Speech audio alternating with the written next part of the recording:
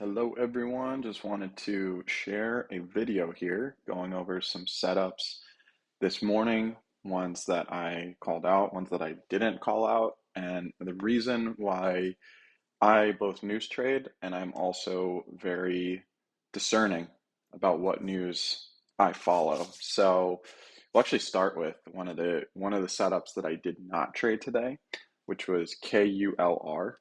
This is a 270 million market cap company. So I already noticed this was a pretty thick float. And they came out with news this morning a couple hours ago. They announced $20 million credit facility with Coinbase. So kind of what I learned about that is that basically have the ability to take credit from Coinbase for $20 million, which I think really the most important or like ooh ah moment about that is the fact that it's with Coinbase. But to be honest, the news itself isn't really that great if we consider what the market cap is. So everything to me in trading and in news is relative to what is the size and scope of the company already. KULR is not a tiny company by any means. They're not a gigantic, massive company, but their market cap and their size, they this wasn't really that incredible of news. On top of that, the float was a little bit on the higher side. There was decent volume, about 3 million, and there definitely was and slash is a setup here. We can see that we have this breakout over this area here, but what I'm typically looking for is, is everything on my checklist meet the criteria for me to want to take a trade? So if I notice that a couple things are missing about that, like the news isn't rock solid and the market cap is really high, that's going to be, some deciding factors for me. Now, if we take a look at this, there definitely was a bit of a setup here. We can see on this 5-minute chart, we do have this clear breakout above this previous wick over 705. And then we see this little zone that gets engulfed and then this area here. So there is a lot of consolidation in this area, even down to this wick, which is hovering right above this 200-day EMA. So if I was to just take a look at this and draw this out, probably be considering, if I'm just going to start with kind of the largest size of the zone, which is about 4%. And then I would drag it over again. This is what I would have been looking at, around market open. And then I would start to kind of see, okay, how does this look on a higher time frame? Is there anything more that we see here? We actually see that the 10-minute chart is showing that we see this price action go down before it's going up. So I could even move it down a little bit and try to get it above maybe this candle. Then looking at it on the 15-minute chart, this looks pretty good there. We're seeing where we have it really just kind of touching these moving averages before this explosion higher. So if it was me, I definitely would, be considering maybe some entries here, but still probably keeping it down to this lower zone. And then making sure that my stop loss is probably above or below 650, maybe just below that. And then we can see, we do have some touches into the zone that coincide with this support area, 667.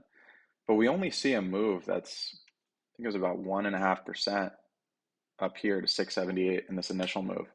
So yes, there is a trade, but is it a, super explosive volatile trade? No. And that, I think a lot of that has to do with the size of the market cap and the fact that the deal was, there was some movement off of it on market open, but then once the market digested it, they've just shut it back here.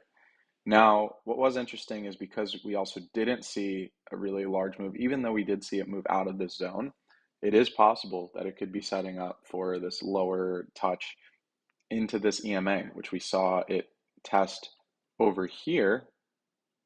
So it's kind of, previous price action is typically an indicator of future price movement. And we saw it come down to 660, and then it actually made a higher move from this area. And now, a 2.5% move from there up to 680. So not bad. Sure, it's possible. Could it still keep moving? But are my eyes on it anymore? You know, as far as after I put out this video, no. I don't really think that this is like a super high conviction setup for me. I think that you know, for me, in terms of looking at the market, there's several other factors that I look at that help me kind of determine if I want to take higher probability setups. So now that being said, I'm going to go ahead and show you what I traded today. So first off, NDRA was really good. You know, this has been moving since after hours yesterday. I actually saw this kind of zone pop up over here, came in just around $5, made a move up to 540.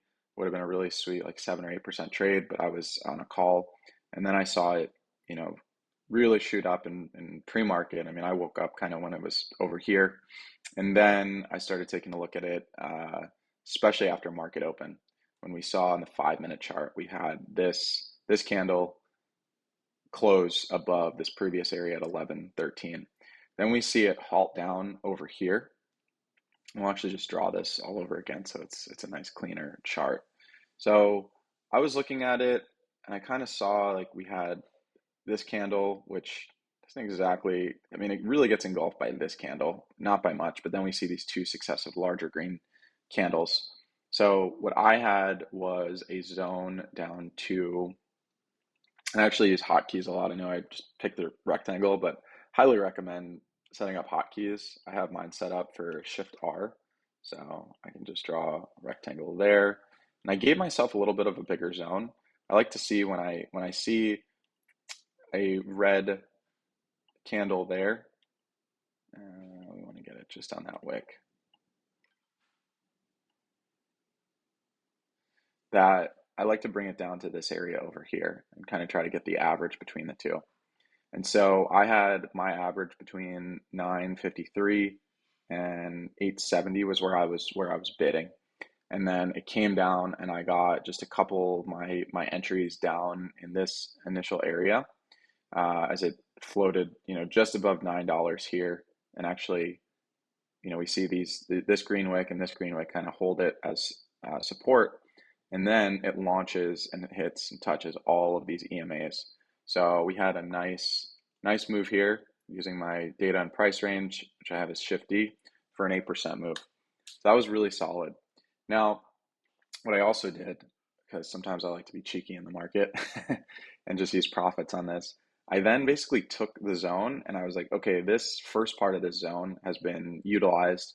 So maybe there's a trade underneath here now that I can now just really use this lower part of the zone. And I actually see that there's more support over here.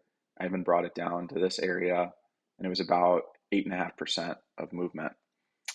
And so then I started getting bids under $9, but I really was kind of looking at where these body candles wicks had interaction around 887, 867, down to 856.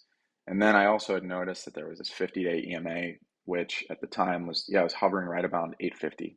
So my thought was this is going to probably hold 850. If anything, maybe it'll come down to the 827 mark. I'll have a stop loss right below here. And then I'm looking for moves back into this range. And this is where it got really spicy all over again just a few minutes later. So we saw it come down here, and then we saw this time a 10% move into that zone. Now, as this is moving lower, really the only other area that I'm looking at is over here. We don't exactly have the, actually, wrong one. Rectangle, show me what you got. Okay, so we don't have the classic breakout setup. We do have one candle. Then we have this reversion. Then it kind of continues and marches higher. So that being said, I am seeing a series of breakouts on this.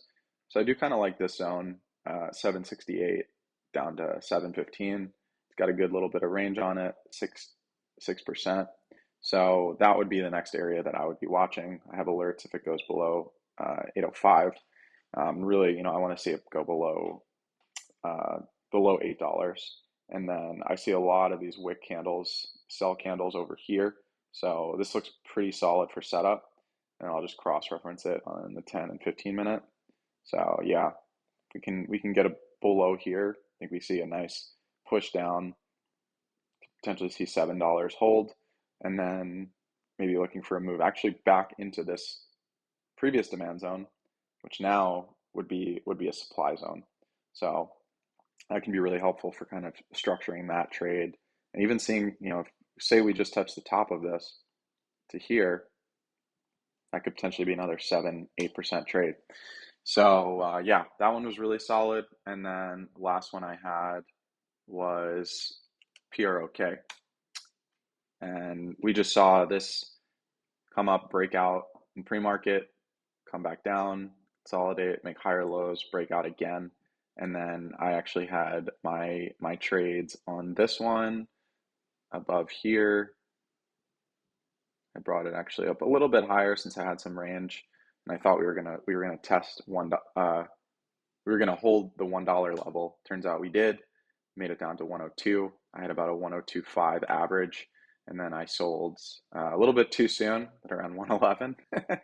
Got a 7% trade on it, and then the rest is history. So yeah, it's marching up significantly higher now, creating more demand zones for more potential trades. This area could be really interesting as it also is where previous resistance is. Turn that into support. So I would definitely be looking at this 166 to 151 area for a move and potential continuation afterwards. So hope that's been helpful. Safe trading out there. Stay consistent. If you're not already subscribed to the channel, please make sure to do so. Like this video if you found it helpful. Share it with a trader who is struggling. And come check out Consistent Profits. We've got a 2-week trial and we've been just red hot. I think, other than one little loss on Wolf just because I wasn't managing it yesterday properly, even though it did actually kind of come between these two zones. I had marked it as an L. I didn't actually take the trade. But yeah, other than that, we've had the last 20 plus trades have been green trades, really solid, really smooth trading. So we're here to help. And yeah, that being said, I hope you have a great day. I hope you find this helpful and wishing you all the best out there.